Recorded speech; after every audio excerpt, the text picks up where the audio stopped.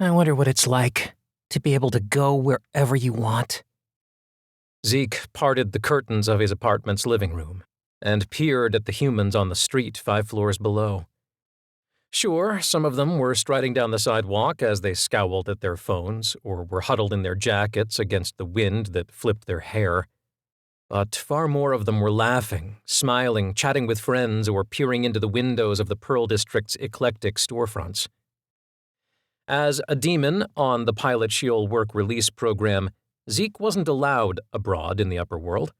Although he could use the translocation door on the 4th floor of the building that housed Supernatural Selection's offices to access other supernatural realms, he was forbidden to walk out the front door. Even being allowed down on the 1st floor would be nice.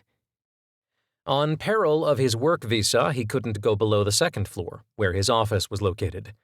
But the aromas wafting from the street-level falafel restaurant regularly tempted him to the edge of his endurance.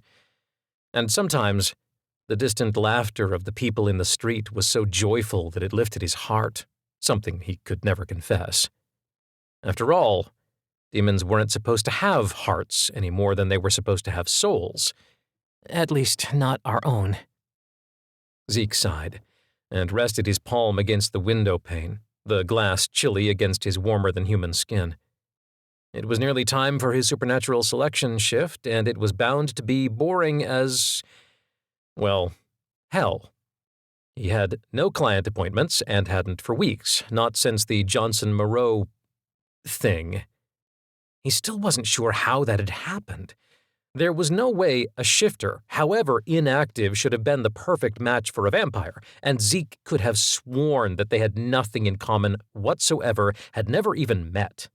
Yet the spell had not only allowed their contract when Rusty Johnson had waltzed in and proposed the match, it also refused to return any other alternatives for either one of them.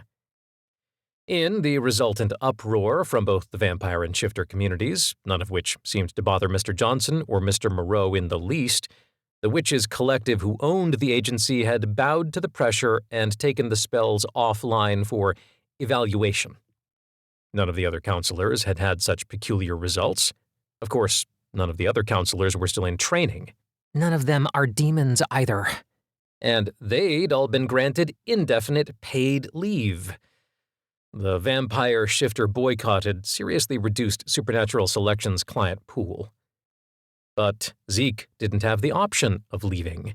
Unless he wanted to admit defeat and return to Sheol, he was stuck in this building on effective house arrest. Not to mention double probation. Magistra Lenore, the director of the collective, was conducting her own evaluation, both of Zeke's general performance and of how he'd managed to subvert the spell. I didn't mean to subvert it, it just happened. He doubted Magistra Lenore would accept that particular excuse, despite how eloquently Quentin Bertrand Harrington, the incubus whose match had been the first to implode, had argued that the spell was merely correcting itself. Even self-correction didn't explain how Rusty Johnson, the inactive beaver shifter who was supposed to be mated with bear shifter Ted Farnsworth, had finagled a match with vampire Casimir Moreau.